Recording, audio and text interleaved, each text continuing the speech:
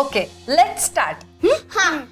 Rock paper scissors. ನೀವ್ರ ನನಗೆ 2 points. ಹೌದಾ? ಇಬ್ರು ಮಾಡ್ದಲ್ಲ. ಹೇಗೋ ಇದು ಆಡೋದು ನಂಗೆ ಸರಿಯಾಗಿ ಗೊತ್ತಿಲ್ಲ, ಹೇಳ್ಕೊಡ್ತೀಯಾ?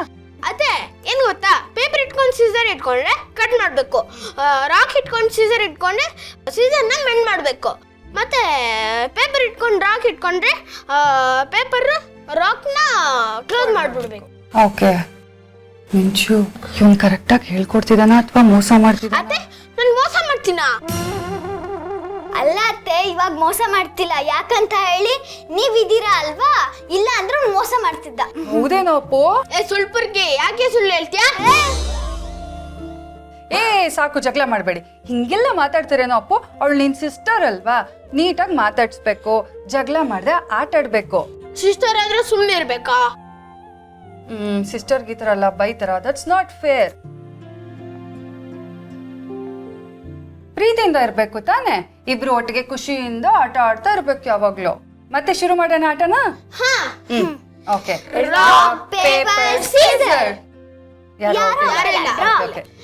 Rock paper scissors. ನನಗೆ 1 ಪಾಯಿಂಟ್, ನಿಮ್ಮಿಬ್ಬರಿಗೆ 0 point. Okay. Rock paper scissors. ಈ ಮಕ್ಳು ಜಗಳ ಮಾಡಿದ್ರೆ ತಲೆ ಕೆಟ್ಟ ಹೋಗುತ್ತೆ, ಸಿಟ್ಟಿಡಿಯುತ್ತೆ. ಅದೇ ಇವ್ರು ಸೈಲೆಂಟ್ ಆಗ್ಬಿಟ್ರೆ ಮನೆ ಥರನೇ ಅನ್ಸಲ್ಲ, ಖಾಲಿ ಖಾಲಿ ಅನ್ಸುತ್ತೆ, ಬಿಕೋ ಆಗುತ್ತೆ.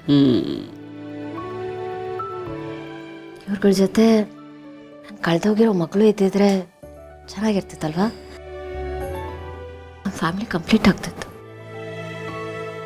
ಭೂಮಿ ಪ್ಲೀಸ್ ಕಂದ, ಹಳೆದನ್ನೇ ನೆನ್ಪು ಮಾಡಿಕೊಂಡು ಕುಗ್ತಾ ಇರಬೇಡ. ನೀನು ಹೀಗೆ ಕುಗ್ಗೋದನ್ನು ನೋಡಿದ್ರೆ ನಮಗೂ ತುಂಬ ದುಃಖ ಆಗುತ್ತೆ ಕಣೆ. ಪ್ಲೀಸ್,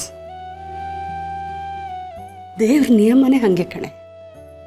ಒಂದನ್ನು ತಗೊಂಡ್ರೆ ಇನ್ನೊಂದು ಕಡೆ ಕಾಂಪನ್ಸೇಟ್ ಮಾಡ್ತಾನಂತೆ. ನೀನು ಆ ಮಗು ಕಳೆದೋದ್ರೇನಂತೆ, ಅದರ ಬದಲಾಗಿ ಈ ಮಗುನ ಕೊಟ್ಟಿದ್ದಾನಲ್ಲ.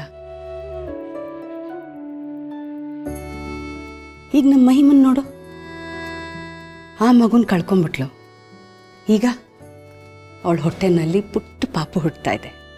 ಜೀವನನೇ ಅಷ್ಟು. ನಮ್ಮ ದುಃಖನೆಲ್ಲ ಮರೆತು ಹೊಸ ಕನಸುಗಳನ್ನ ಕಾಣಕ್ಕೆ ಶುರು ಮಾಡಬೇಕಂತೆ. ಓಕೆ, ಅಲ್ಲಿ ನೋಡು.